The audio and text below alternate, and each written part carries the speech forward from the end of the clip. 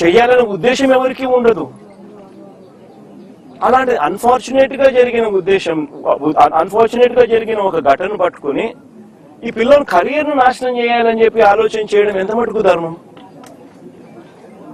ఇది కరెక్టేనా? Just because Appal Raj అనే వ్యక్తి బీసీలలో ఒక మంచి నాయకుడు కాబట్టి, వైసీపీకి సంబంధించిన నాయకుడు కాబట్టి, వైఎస్ఆర్సీపీ పార్టీకి చెందిన వ్యక్తి కాబట్టి ఇది ధర్మమేనా అని అడుగుతా ఉన్నా. నిజంగా ఒక చిన్నపిల్లాడి చేసిన యాక్సిడెంట్ ను ఒక కుట్రగాను హత్యగాను దాన్ని చిత్రీకరించి మొత్తం అప్పల్ రాజ్ కుటుంబాన్ని దీంట్లో ఇరికిచ్చే కార్యక్రమం ఎంత మటుకు ధర్మం అనేది అందరూ కూడా ఆలోచన చేయాలి.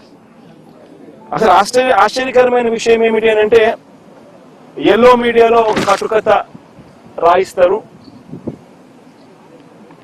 దానికి యాంగిల్స్, వక్రీకరణ, ట్విస్టింగ్, మసాలాలు అన్ని కలిపి తర్వాత టీడీపీ సోషల్ మీడియా దాన్ని అందుకుంటుంది.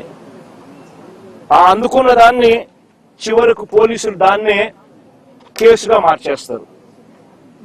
నిజంగా రాష్ట్రంలో జరుగుతా ఉన్న మాఫియా సామ్రాజ్యం ఇదే. ఇది ఓ ఈనాడు, ఒక ఆంధ్రజ్యోతి, ఓ టీవీ5, ఓ చంద్రబాబు, ఓ లోకేష్, వీళ్ళకి సంబంధించిన గవర్నమెంట్, వీళ్ళకి సంబంధించిన పోలీసులు, ఇది ఒక మాఫియా సామ్రాజ్యం.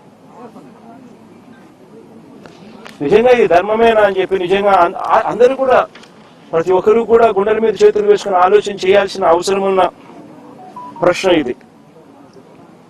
అప్పల్ రాజ్ విషయానికి ఒకసారి వద్దాం. అప్పల్ రాజ్ అనే వ్యక్తి 10వ తరగతిలో he was state first rank. Appal Raj అనే వ్యక్తి వీళ్ళ నాన్న 10th క్లాస్లో స్టేట్ ఫస్ట్. చంద్రబాబు నాయుడు గతంలో ముఖ్యమంత్రిగా ఉన్నప్పుడు వచ్చి అవార్డు ఇచ్చినాడు వీళ్ళ నాయనకు, స్టేట్ ఫస్ట్ అవార్డు ఇచ్చినాడు. చదువుల్లో ఆ స్థాయికి పోయిన వ్యక్తి తన సొంత కష్టం మీద డాక్టర్ అయ్యాడు. లోకేష్ మాదిరి డొనేషన్ కట్టి స్టాన్ఫోర్డ్ లో సీట్ తెచ్చుకోవాలా, సొంత కష్టం మీద కష్టపడి చదివి డాక్టర్ అయినాడు. డాక్టరే కాదు, ఎండి కూడా చేశాడు, పోస్ట్ గ్రాడ్యుయేట్ కూడా, ఎండి కూడా చదివినాడు. చదివి ఒక మంచి డాక్టర్ గా పేరు తెచ్చుకున్నాడు. తర్వాత నేను వైఎస్ఆర్సీపీ తరఫున టికెట్ ఇస్తే ప్రజల ఆశీర్వాదాలతో ఎమ్మెల్యేగా అయ్యాడు. దాని తర్వాత మన పార్టీలో మంత్రిగా కూడా పనిచేశాడు. అంటే ఒక బీసీ నాయకుడు, ఒక అతి సామాన్యమైన కుటుంబం నుంచి వచ్చి కష్టపడి చదివి మంచి డాక్టర్గా పేరు తెచ్చుకొని ఒక ఎమ్మెల్యే అయి, ఒక మంత్రి అయి, ఒక బీసీ నాయకుడిగా తాను ఎదిగితే, అలాంటి మనిషిని ఫినిష్ చేయడం కోసం, క్యారెక్టర్ అసాసినేట్ చేయడం కోసం ఒక తప్పుడు కేసును, ఒక యాక్సిడెంట్ను ఒక కుట్రగాను, ఒక హత్యగాను దాన్ని వక్రీకరించి మలచి తన కెరీర్ను నాశనం చేయాలని, తన క్యారెక్టర్ను అసాసినేట్ చేయాలని, అప్పల్ రాజును నాశనం చేయాలి అని చెప్పి ఇంత దుర్మార్గపు ఆలోచన, ఆ దుర్మార్గపు ఆలోచన చేసే దాంట్లో కూడా కనీసం ఈ 18 ఏళ్ల పిల్లాడు, ఈ పిల్లోడి జీవితం నాశనం అవుతుందని కూడా కనీసం చంద్రబాబు నాయుడు ఆలోచన చేయడం లేదంటే నిజంగా అడుగుతా ఉన్నా. 80 ఏళ్ల వయసు వస్తా ఉంది చంద్రబాబు నాయుడు, మనిషి అన్నం తింటున్నాడా, గడ్డి తింటున్నాడా అని అడుగుతా ఉన్నా.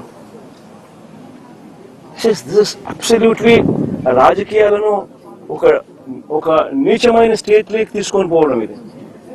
నేను అడుగుతా ఉన్నా, ఒక్కొక్కరికి ఒక్కొక్క న్యాయం ఉంటుందా అని చెప్పి.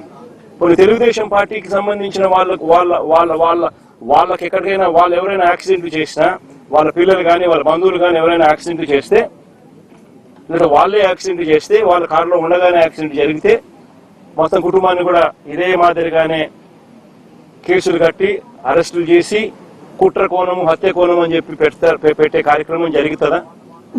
చేస్తారా అని అడుగుతాను చంద్రబాబు నాయుడు గారిని. ఒక నిజంగా చేసేట్టుగా అయితే ఇచ్చాపురం టీడీపీ ఎమ్మెల్యే కారు ఢీకొని వృద్ధుడు మృతి. ఇచ్చాపురం ఎమ్మెల్యే స్వయంగా కారులో ఉండగానే కారు ఢీకొని వృద్ధుడు మృతి. ఇదే శ్రీకాకుళం జిల్లాలోనే నేను చెప్తా ఉన్నా, ఎక్కడికో బయటకు కూడా పోవడంలా.